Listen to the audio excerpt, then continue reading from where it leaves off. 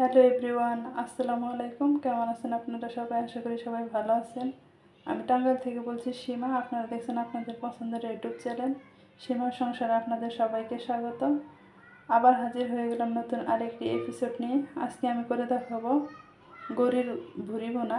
গরুর ভুঁড়িটা আমি পরিষ্কার করে ধুয়ে নিছি। আর এই গরুর ভুঁড়িটা একটু হলুদ দিয়ে আমি আগে থেকে সিদ্ধ করে নিছি। এখন এই গরুর ভুঁড়িটা রান্না করার জন্য সরাসরি চুলায় চলে যাব। এই তো চলে আসলাম চুলায় রান্না করার জন্য। এখন আমি দিয়ে দেব পেঁয়াজ কুচি, কাঁচামরিচ কুচি,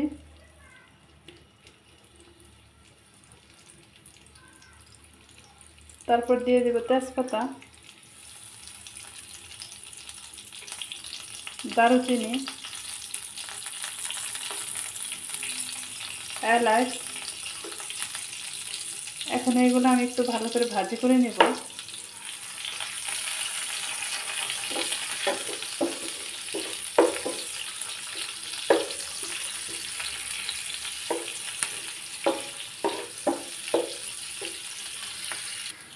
তো আমার যে পেঁয়াজটা ভাজি করা হয়ে গেছে, এখন আমি একটু পানি অ্যাড করে দেবো এখানে।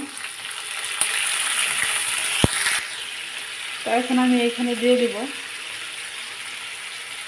পেঁয়াজ বাটা, তারপর আদা বাটা, জিরা বাটা আর রসুন বাটাবাটি। এগুলো আমি শিলপাটে একটু বাটাবাটি করে নিচ্ছি। এখন আমি এই মশলাগুলো ভালো মতো কষিয়ে নেব আর কি। তারপর হলুদের গুঁড়ি, মরিচের গুঁড়ি, লবণ, সজের গুঁড়ি, সবগুলো মশলা কিন্তু ভালো মতো তেলে কষিয়ে নিতে হবে। তা না হলে কিন্তু মশলার যে কাঁচা কাঁচা ফ্লেভার থাকবে সেই ফ্লেভারটা গন্ধ করবে পরে। এখন আমি এই সব মশলা একসাথে ভালো মতো একটু কষিয়ে নেব।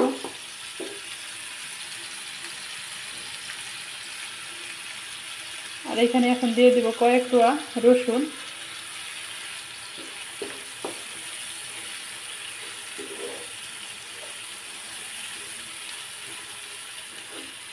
মশলাটা একটু ভালো মতো কষিয়ে নেব তাহলে।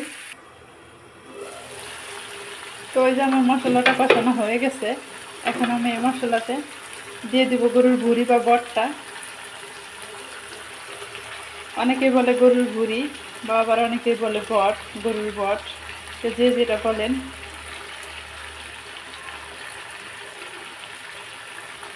দিয়ে দিলাম গরুর ভুঁড়ি বা বটটা। এখন আমি এটা করতে ভালো মতো একটু মিক্সড করে নেব মশলার সাথে।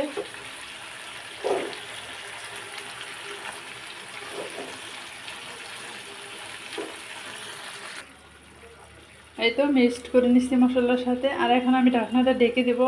আর এই গরুর ভুঁড়ি বা বটেতে কোনো পানি দেওয়া যাবে না।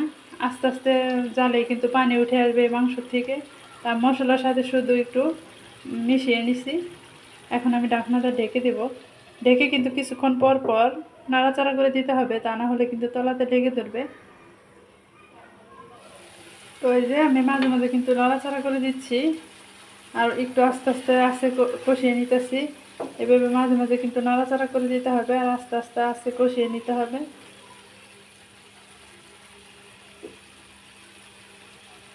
আবার আমি ঢাকনাতে ঢেকে দিব।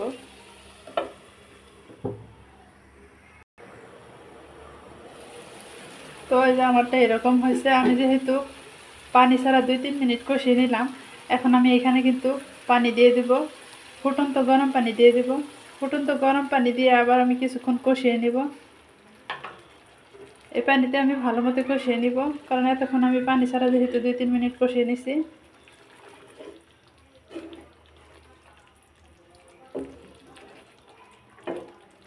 ফুটন্ত গরম পানি দিয়ে দিলাম। এখন আমি ঢাকনাটা ঢেকে দেবো। ঢেকে আমি কিছুক্ষণ কষিয়ে নিব। আবার ঢাকনা খুলে নিলাম। তো আমার ভুঁড়িটা ঠিকঠাক মতো সিদ্ধ হয়ে গেছে। এখন আমি এখানে আবার গরম পানি অ্যাড করে দিতেছি। এখন আমি কিন্তু ঝোল দিয়ে দিতেছি একদম। আর আর কিন্তু পানি অ্যাড করবো না এখানে, যেহেতু আমার ভুঁড়িটা আগে থেকে সিদ্ধ করা ছিল। লবণ হলুদ দিয়ে আমি আগে থেকে সিদ্ধ করে নিয়েছিলাম।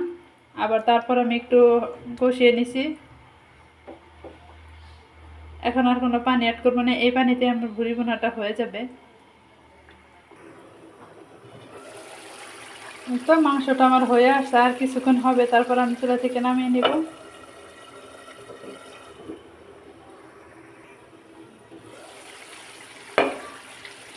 এখন আমি এখানে অ্যাড করব ভাজি করা জিরার গুঁড়ি।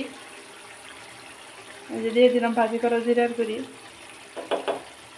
তারপর দিয়ে দিব গরুর মাংস রেডিমেড মশলা, বাজারে কিনতে পাওয়া যায় সেই মশলাটা দিয়ে দিলাম। দিয়ে এখন আবার একটু নেড়ে দিব।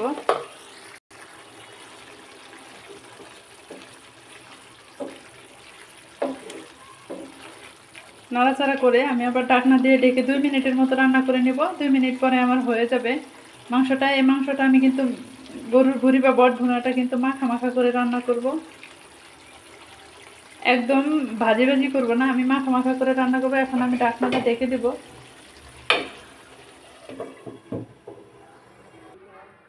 এই তো রেডি হয়ে গেছে আমার গরুর মাংসের ভুঁড়ি বা বটটা।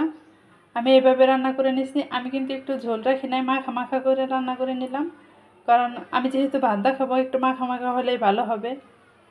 আপনারা চাইলে ভাজি ভাজি করে নিতে পারেন, কারণ ভাজি ভাজিটার অন্যরকম টেস্ট, মাখা মাখাটার অন্যরকম টেস্ট। তো আপনারা চাইলে এইভাবে রান্না করে নিতে পারেন। ভিডিওটা ভালো লাগলে অবশ্যই সাবস্ক্রাইব করবেন, আমার চ্যানেলের সাথেই থাকবেন। তো সবাই ভালো থাকবেন, সুস্থ থাকবেন, সবাই আমার পরিবারের জন্য দোয়া করবেন। আজকের মতো এই পর্যন্ত। আসসালামু আলাইকুম, আল্লাহ হাফেজ।